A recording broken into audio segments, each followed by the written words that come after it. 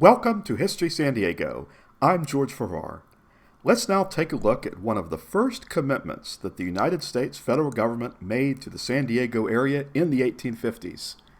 San Diego is fortunate to have a beautiful bay, and shortly after statehood for California was granted, surveyors and planners began the efforts to site a suitable location for construction.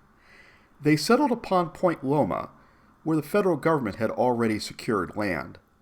Previously, the Secretary of War had asked the President to set up a military reservation to include that portion of the peninsula lying on the west side of the entrance to the harbor, which shall be included between the southernmost point of the peninsula, Punta de Soma Loma, and a line drawn across said peninsula from the harbor to the ocean at the distance of 1.5 miles above Punta de Quiero. The first newspaper in San Diego, the San Diego Herald, followed details of the siting and construction of the lighthouse in the 1850s. Construction, though, was slow to start because the contractors had not initially known that the site was remote, out on Point Loma. What we know of today as the Old Point Loma Lighthouse was a product of the United States government, which had as some of its goals in the 1850s to facilitate safe passage through the waterways and provide for the national defense. In this effort, President Millard Fillmore had signed the authorization by Congress to construct, fund, and operate what we know of as the Old Point Loma Lighthouse, among others on the west coast of our growing country. The lighthouse began operation on November 15, 1855, and ceased lighting the bay on March 22, 1891, when, on March 23, 1891, it was replaced by the new Point Loma Lighthouse. The light at the old lighthouse used a third-order Fresnel lens, which could be seen up to 26 miles out on the ocean, but its effectiveness was hindered by low clouds and fog. It would go through a time of abandonment after 1891, to later being renovated and ultimately becoming the museum we enjoy today. Let's now view some of the plans from the Historical American Buildings Survey, photos and postcards through the years, and go inside the Lighthouse Museum, depicting life there as it would have been in 1887, while I talk with you about what it took to keep the lighthouse running back then, from history written by the National Park Service. The principal task of the keepers was to see that the light was exhibited at sunset and kept burning brightly until sunrise. To perform the main job effectively, it was necessary for the lighting equipment to be in good condition, and the keepers were instructed to have everything put in order for lighting in the evening by 10 o'clock a.m. daily. In carrying out this regulation, work at light stations with 2 or more keepers was divided into 2 departments. One keeper had to clean and polish the lens, clean and fill the lamp, remove all dust with the brushes from the framework of the apparatus, fit wicks if required, and if not required, trim carefully those already fitted to the burner and see that everything connected with the apparatus and the lamp is perfectly clean and the light ready for lighting at the proper time in the evening.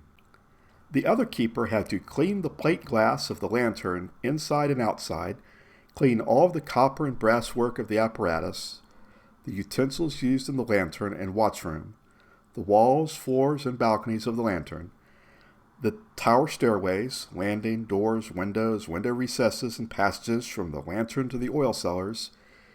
In performing their work in the lantern, the keepers were instructed to wear linen aprons to prevent the possibility of their coarse clothes scratching the lens. Indeed, when the lens was not in use or being worked on, a special linen cover was draped over it to protect it from dust, the sun, and the possibility of scratching. The various printed instructions, of course, spelled out the routine of a keeper's job, such as washing the lens every 2 months with spirits of wine and polishing it annually with rouge, and alternating the lamps inside the lens every 15 days. Any questions about his work could be answered by carefully perusing the instructions available. If a keeper dropped oil on the lens, instructions told him to use spirits of wine in cleaning it off. If he did not know how to trim a wick or adjust a lamp, a step-by-step detailed description was available, including a picture of what the lamp flame should look like.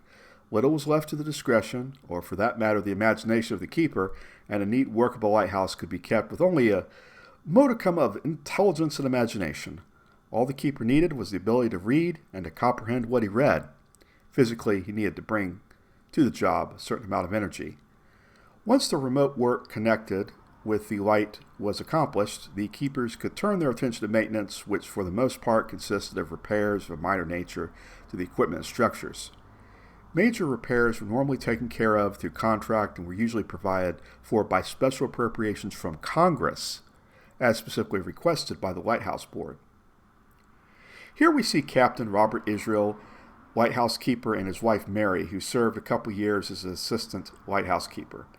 He was lighthouse keeper for around 18 to 20 years, starting in the 1870s. He would be the keeper at the new Point Loma Lighthouse starting in 1891, but resigned early on there. When the old lighthouse was in operation, Point Loma was an incredibly remote place. Before automobiles and roadways came along, it was incredibly remote. So if you needed to get something from San Diego, you would have to either take a very long road or take a boat. And so it was for a while a remote location. And water was incredibly important. And they had these cisterns that they would have to hold the water. And so you had to be a real hardy soul, a real go-getter, basically, to survive out at the lighthouse. So it really would have been an incredible experience for someone to endure, to have all this responsibility of running a lighthouse in an area like Point Loma was back then. I hope that you've enjoyed this landmark profile, the 8th landmark profile in our History San Diego series. Here's our revised schedule showing all of the shows and when I expect to air them through the end of Season 4. I have a lot planned. I know you really like them.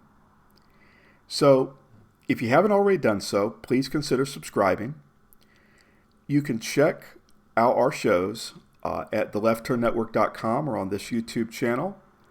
If you really like San Diego history, I have History San Diego, a group page on Facebook. And so I'd like to, again, thank you for watching. Take it easy. See you later.